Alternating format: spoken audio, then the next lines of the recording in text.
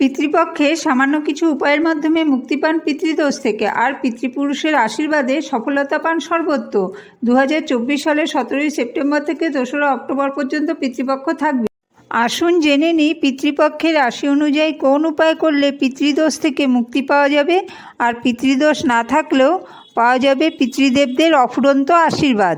মেষ রাশির জাতকেরা পিতৃপক্ষে তামার কয়েন জলে প্রবাহিত করুন আর পূর্বপুরুষদের নামে দরিদ্রদের ভোজন করান। বৃষ রাশির জাতকেরা পিতৃপক্ষে বটুক ভৈরব মন্দিরে দই ও গুড়ের ভোগ নিবেদন করুন ও 21টি শিশুকে ভোজন করিয়ে তাদের সাদা বস্ত্র দান করুন।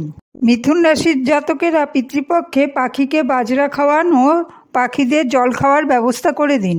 কর্কট রাশির জাতকেরা পিতৃপক্ষে 400 গ্রাম বাদাম জলে প্রবাহিত করুন এবং দুধ দিয়ে শিবলিঙ্গের অভিষেক করুন আর দরিদ্রকে অন্ন দান করুন। সিংহ রাশির জাতকেরা পিতৃপক্ষের প্রতিদিনই তুলসী গাছে জল নিবেদন করুন আর দরিদ্রকে অন্ন দান করুন। কন্যা রাশির জাতকেরা পিতৃপক্ষের প্রতিদিনই সুন্দরকাণ্ড পাঠ করুন এবং অমাবস্যার দিনে দরিদ্র অনাথদের ভোজন করান ও তাদের বস্ত্র দান করুন।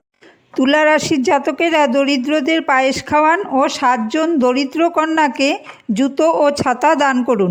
বৃশ্চিক রাশির জাতকেরা পিতৃপক্ষে পূর্বপুরুষের নামে 5 জন দরিদ্রকে 2 রঙা কম্বল দান করুন এবং তাদের পেট ভরে খাওয়ান।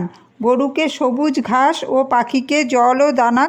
ধনু রাশির জাতকেরা পিতৃপক্ষে পাখিকে দানা ও জল খাওয়ান, গরুকে সবুজ ঘাস দান করুন আর যে কোনো তীর্থস্থানে গিয়ে পূর্বপুরুষদের নামে দরিদ্রদের ভোজন করান। মকর রাশির জাতকেরা পিতৃপক্ষে গঙ্গাজল মেশানো জল দিয়ে স্নান করুন আর শনি মন্দিরে গিয়ে দৃষ্টিহীন মানুষকে খাবার। কুম্ভ রাশির জাতকেরা পিতৃপক্ষে 11টি নারকেল পিতৃপুরুষদের নাম করে একে একে পুকুরে বা নদীতে প্রবাহিত করুন।